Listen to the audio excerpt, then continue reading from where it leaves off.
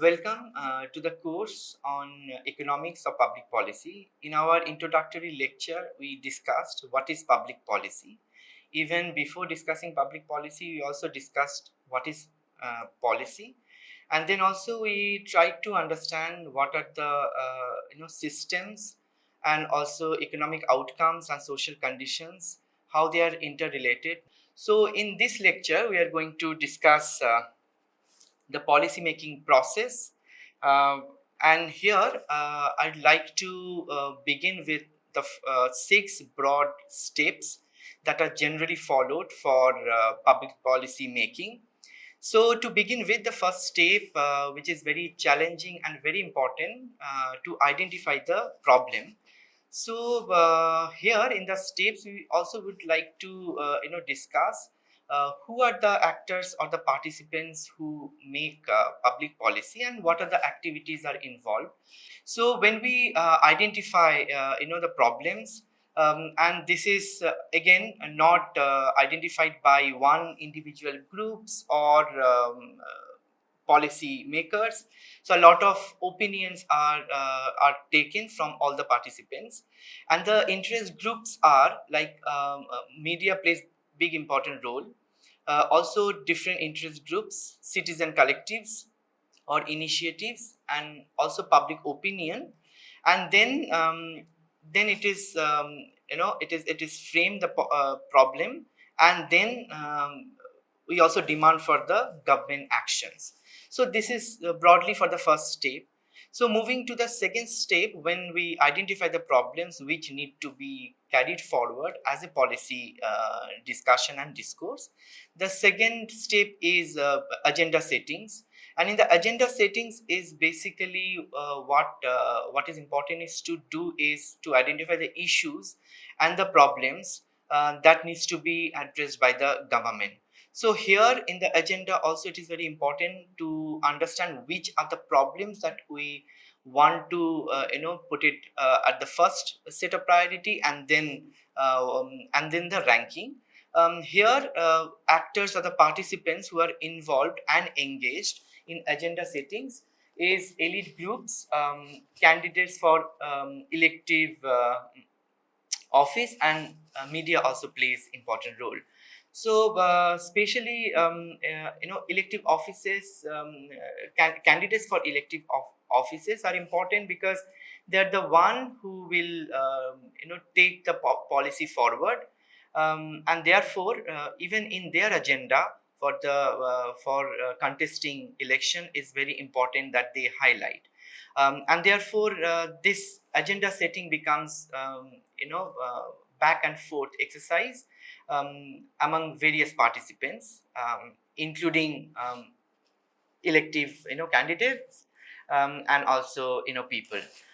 Third step, once we identify the problem and set the agenda, then we frame or formulate the policy. And here the activities that is engaged broadly is like developing the proposal to resolve issues and problems, like how to address the problems and how to resolve some of the issues that are identified through problem identifications process and also agenda setting process. And here participants are like all the think tanks which comprises of academia, different institutions, organizations, both including government organization and non-government organizations, and also interest groups. And here different committees are set, and then policies are in details they are discussed through various committee. So now the fourth steps where policy legitimization happens through selecting a proposal, because a lot of proposal should be prepared in the policy formulations, and also also it needs to be sought for political support, and also to understand how to enact into law for each of the problems and the issues that are identified in the policy formulations. And then the participants here are interest groups and the court. since laws are there in the policy legitimation. um, Policy implementation, that is basically comes under the step 5, which is broad step, where how to allocate budget and resources to resolve the issues or the policy. And here budgeting and appropriations are exercises that are practiced, and also organizing various departments and agencies, and then coordination between departments and agencies are taken place. And the participants here are broadly is a very macro, like parliament, different departments in the government, and also different agencies which could be government or non-government. The sixth step, which is very important, because once policy is framed, then policy needs to be critically evaluated, and that is one of the important exercises in the public policy practice and also public policy processes.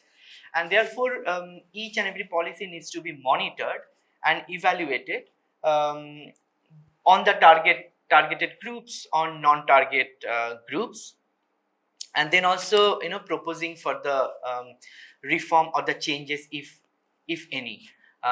If one policy needs to be changed or needs to be reviewed, or needs to be looked into at a broader context, then it needs to come back through the monitoring and evaluation.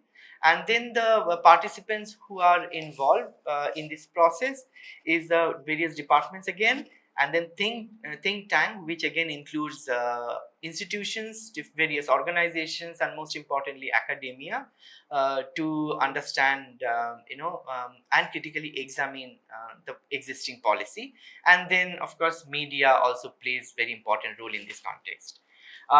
So this is the broad 6 steps I'd like to highlight that are taken into account in the policy making process.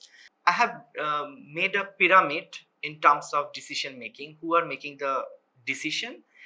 And then you can see like 3 broad groups that I have divided. One is interest groups or elites, who are less in number, but then they have very important stake to framing the policy till executions. So and then the next group that was identified is officials, group of officials, administrators, and the street level bureaucrats, who are not only engaged in public policy deliberations in the policy frame, but they are also important actors or the participants in executing those policies at the ground. And therefore they are important, and their number is less as compared to interest group or elites, who are on the top of this pyramid. The last group is people or the mass, who are beneficiaries, but at the same time very important stakeholder while framing the policy, and also to evaluate the policy. And their number is quite large, because they are the primary stakeholder, and as compared to other broad groups. So now the general question is like whether the approach should be top down, like policies taken on the top level by the elites or the interest group, and then there will be universal or carpet policy for all, and then those policies will be executed by the officials or administrators, that and then it will be implemented on the people. And the other approach or the other way of look into the public policy process is like bottom up, like the realization should be there at the mass level by the people, and then it is placed as agenda points, and then demand from the people to the government to frame the policy while identifying the issues. So so this two approaches are kind of discussion point for the poverty debate or poverty alleviation debate, like how we should look into poverty and how it should be eradicated through various policies. So one way to look into, like some policies can be framed, like for instance conditional cash transfer, um, or one can also take the example of non-cash or cash benefits as a form of wage. The other one way to look into, like we'll try to understand the capability of the people who what they want, and then how they spend, and then accordingly we'll just frame. So this is the two ways, way to look into public policy. And sometimes top down approach is workable and lead to a successful public policy, and sometimes bottom up approach is proven to be very effective. So this is the part of the very much public policy debate and how you frame it. So now the next um, point that I'd like to highlight, that like some of the questions are very important to place at every step of public policy. um, for instance, in problem definitions and agenda settings or policy formulations, it is important to note that why do perceptions and definitions of policy problems change over time across region or countries. And this is very obvious, because at the beginning years of the public policy, when we frame at the level of policy formulation, the way problem will be identified, that will be different, or it will differ from the earlier years, when we look at the public policy after the implementation, say after 5 years, the same policy and the same demand, same issues that we identified, that will be changed if that particular public policy taken is failed or success in both the cases. Then the next question that is very pertinent is, like, why are certain problems ignored while others are placed on the agenda? So this is very important when we set the agenda and when we give the priority to the problems. And therefore, while giving the priority, some priority will be given more than the others, and therefore ranking the priorities is very important and very natural in the in the public policy processes. At the level of policy formulation and adoption, the first question that comes is, like, how do policy decision come about, even following all the processes, and then how can policy outcomes be explained? Like, it is very important at the time of framing and then formulations, what are expected outcomes from this particular policy frame, and that is very important. And hypothetically it should be understood at the stage of policy formulations and adoption. At the time of implementations, our question is, why do certain policy fails? So public policies are not meant for only good policies or the successful public policies. If some policies are failing, that is also very important, why it has failed, and how we can rectify, how we can modify, and then further implement with the much more robust way, and also those errors can be corrected. So now, in this context, the important point is which factors that actually created an issue in for the variation in public policy implementations. Therefore, failing the public policy is not an important, but then why is it failing, and then which are the factors responsible for this, and then is there any corrective measure for that, or can it be reviewed and modified? If that is possible, then I think not failed policy also can't be seen as bad policy. At the level of evaluation, how can policy effects be measured? So measuring effectiveness of the public policy is very important. and then which factors explain variation in public policy, that also needs to be identified, which actually will give us much more understanding why some policies are successful or how one policy is failing. And then from the successful policy, from the similar policy, can we learn something and then implement further. uh, Having said that, certain parts are there in the public policy debate, which is very natural.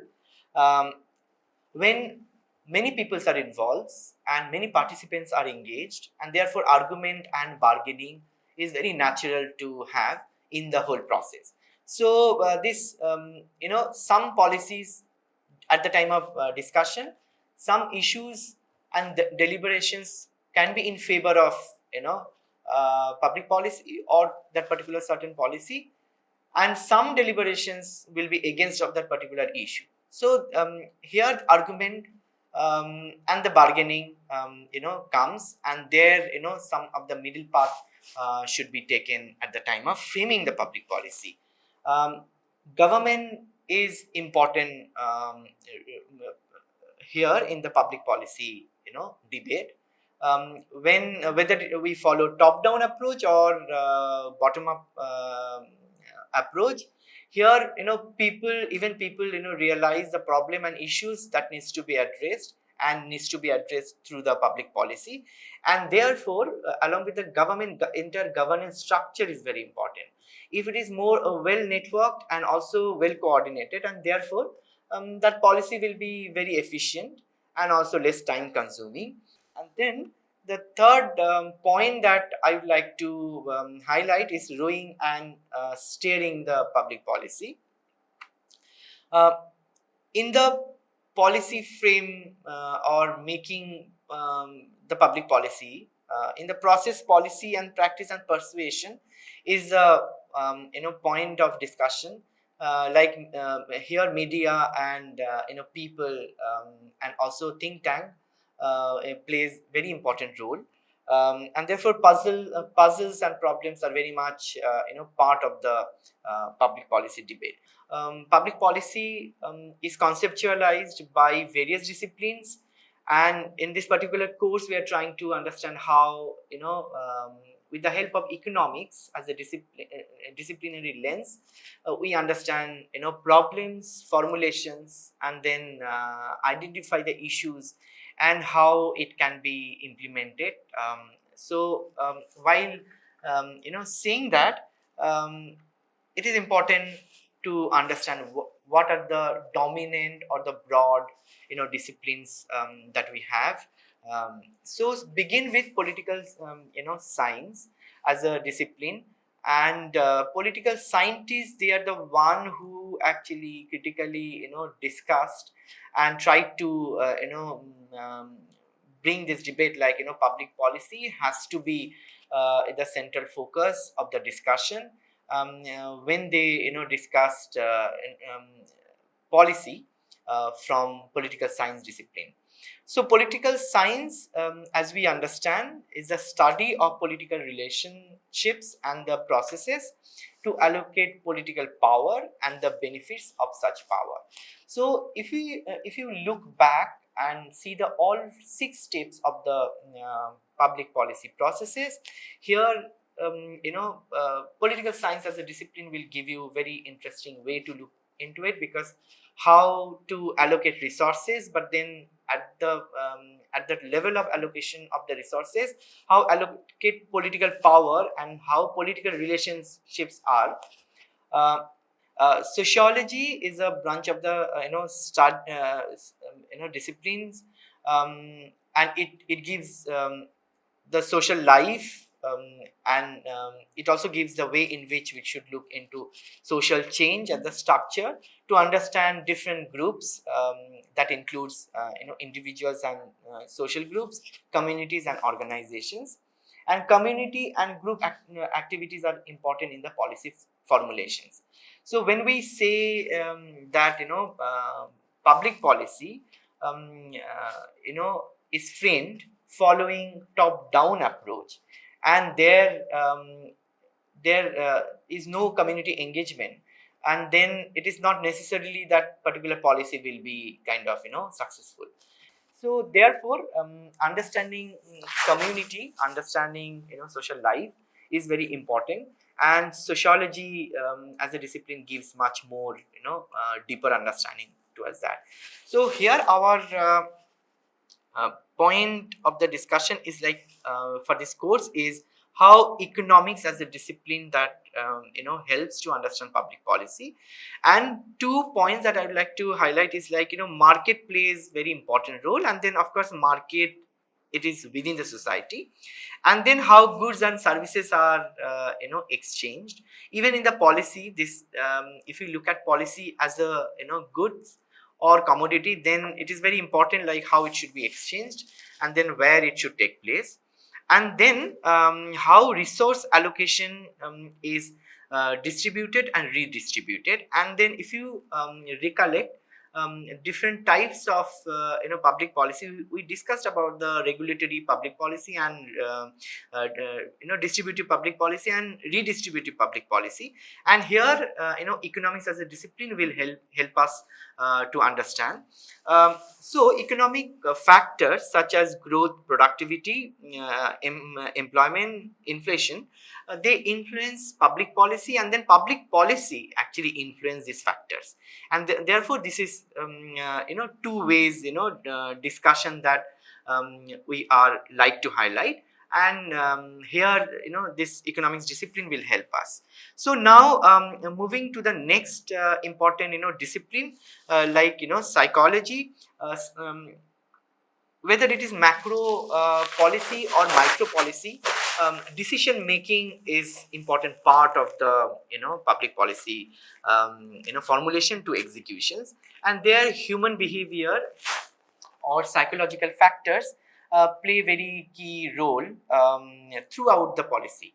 And therefore psychological factors like decision making behaviors are actually the complementing to the public policy in the whole public policy making process.